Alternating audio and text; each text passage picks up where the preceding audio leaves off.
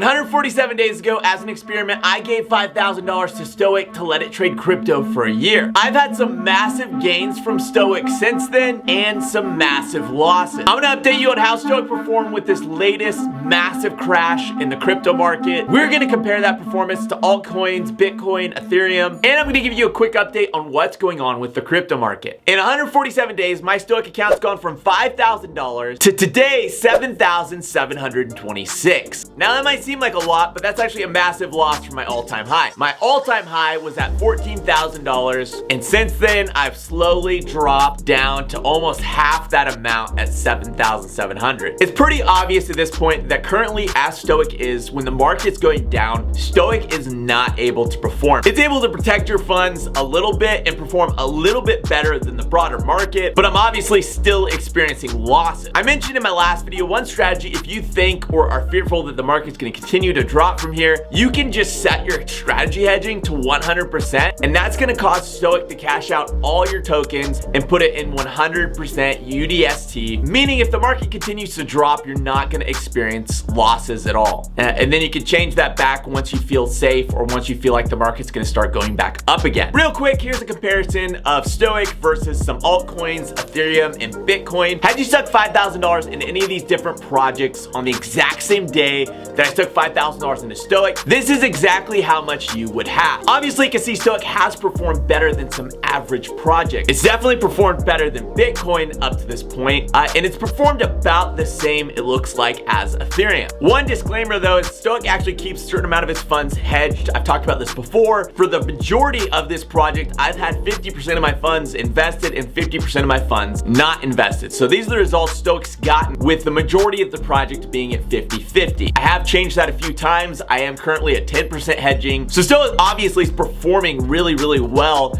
compared to average projects and compared to the overall broader cryptocurrency market, but just has literally no way to make money when the market's all dropping. You're probably wondering more than anything, what is going on with the crypto market right now? Do we keep experiencing these drops?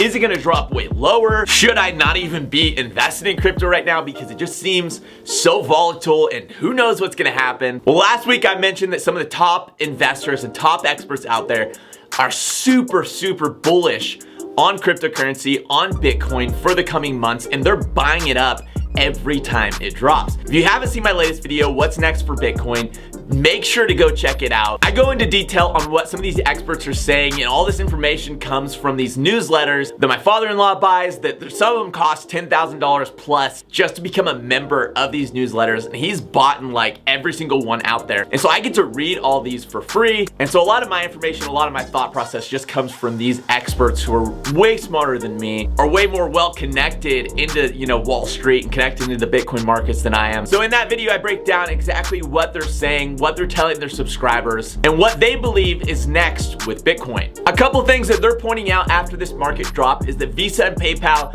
just joined Blockchain Capital's new $300 million fund. One of the world's largest brokers of art just started accepting Bitcoin and Ether as payment. Paul Tudor Jones just said that he believes every single fund out there should have 5% of their portfolio dedicated to just Bitcoin for diversification and as a hedge. The Central Bank of Portugal just approved the country's first 2 regulated exchanges, and they pointed this out just to show that the narrative is shifting and regulators are becoming more and more favorable towards Bitcoin. And lastly, I pointed out in my last video, what's next with Bitcoin, that only 10% of institutional investors are currently invested in Bitcoin. And the reason that's so crazy is that 80% of the money in the stock market and in general in investments comes from institutional capital. And only 10% of those investors are currently invested in crypto. And I would imagine that of their investments, cryptocurrency is a very small slice of their portfolios. Probably makes up less than 1% of their portfolio currently.